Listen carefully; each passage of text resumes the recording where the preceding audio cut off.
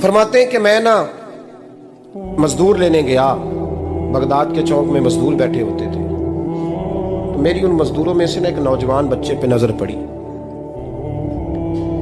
بڑا کمزور سا وجود تھا لیکن چہرے پر عبادت کا نشان تھا، ماتھا بتاتا تھا کہ نماز کا بڑا خیال رکھتا ہے۔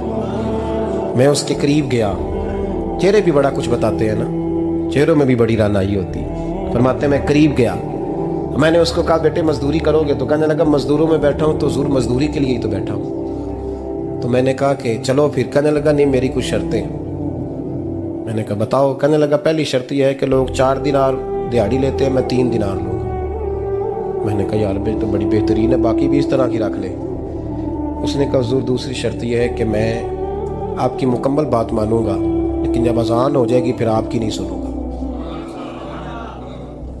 تیسری بات اس نے یہ کی کہ حضور میں آپ کے گھر میں کام کروں گا پر آپ کے کسی سوال کا جواب نہیں دوں گا۔ کہتے میں نے کہا یار تو بڑا عجیب ہے، شرطیں تو مالکوں کی ہوتی ہیں۔ کہنے لگا جی بہرحال میں شرطیں لگا کے جاتا ہوں۔ فرماتے ہیں میں اسے گھر لے آیا، کام میں نے اس کو بتایا تو جو کام مزدور سارے دن میں کرتا ہے نا اس نے 2 گھنٹے میں ہی کر دیا۔ ہمارے مزدور سگریٹ پینے میں بھی تو آدھا گھنٹہ لگاتے ہیں، وہ چائے پینے جائیں تو پونا گھنٹہ وہاں۔ ان کو بھی تو دیانتداری کرنی چاہیے کہ نہیں کرنی چاہیے؟ نے معاہدہ کیا ہے نا جی تو پورا اترنا چاہیے نا۔ کہتے 2 گھنٹے میں۔ اب کام جب بندہ شروع کراتا ہے تو کام اور نکل آتا ہے۔ کہتے کام میں نے اس کو اور بتا دیا، وہ کرنے لگا۔ اس نے مٹی نکال کے رکھی تھی باہر رستے میں، تو اذان ہو گئی زور کی، اس نے وہیں کدال چھوڑی کہی اور چلنے لگا۔ تو میرا بیٹا کہنے لگا اس کو ذرا برابر کر دو۔ کہنے لگا چپ کر جا، تیرے باپ سے بات ہوئی تھی، جب اذان ہوتی ہے تو میں کسی اور کی نہیں سنتا، صرف اللہ رسول کی سنتا ہوں۔ کہتے مسجد چلا گیا، نماز پڑھ کے آیا تو دوپہر کا وقت تھا۔ میری بیوی کہنے لگی اس کو کھانا کھا لے۔ کہتے ہم نے کہا کھانا کھا لو، تو کہنے لگا میں نے روزہ رکھا ہوا، رمضان بھی نہیں تھا، نفلی روزہ رکھا ہوا۔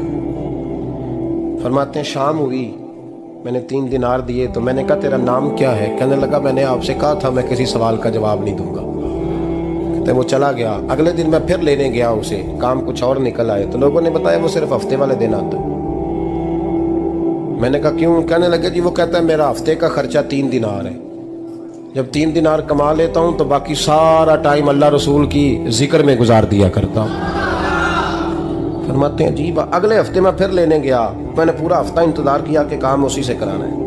میں جب گیا تو میں نے کہا چلو، کہنے لگا میری شرطیں یاد ہے نا؟ اور میں نے کہا یاد ہے بھائی ساتھ چل۔ فرماتے ہیں کام کرایا، 2-3 ہفتے وہ آتا رہا۔ ایک ہفتے میں گیا تو لوگوں نے کہا حضور آج نہیں آیا، کیوں؟ کہنے لگے بیمار ہو گئے۔ کہاں گھر ہے؟ کہنے لگے بغداد کے قبرستان کے پیچھے جو کچی آبادی ہے اس میں رہتا ہے۔ فرماتے میں گیا، دروازے پہ دستک دی تو کہنے لگا حضور آپ ہیں؟ دروازہ کھولا ہے، آ جائیے۔ فرماتے ہیں میں اندر گیا تو میں نے کہا تمہیں کیسے پتا چلا؟ میں کہا تمہیں کیسے پتا چلا میں آیا ہوں؟ کہنے لگا حضور اللہ والے ہو، آپ نہیں آنا تھا، ورنہ امیر تو غریبوں کا پتہ لینے کوئی نہیں آتے۔ کہتے میں قریب گیا تو کہنے لگا میں آپ کا انتظار کر رہا تھا، تیز بخار ہے، تپ رہا۔ جیب سے کچھ پیسے نکالے، کہنے لگا یہ پیسے رکھ لیں۔ ایک انگوٹھی نکالی، کہنے لگا حضور آج رات کو میرا انتقال ہو جائے گا، ان پیسوں کا کفن خرید کے صبح جنازہ پڑھ کے مجھے دفن کر دینا، اور جب دفن کرو تو یہ انگوٹھی لے کے عصر کے بعد ہارون رشید کے پاس جانا، آپ اسے کہنا میں نے ملنا ہے پر وہ آپ کو ٹائم نہیں دے گا، آپ اس کو آواز دیجیے گا کہ تیری ایک امانت ہے میرے پاس۔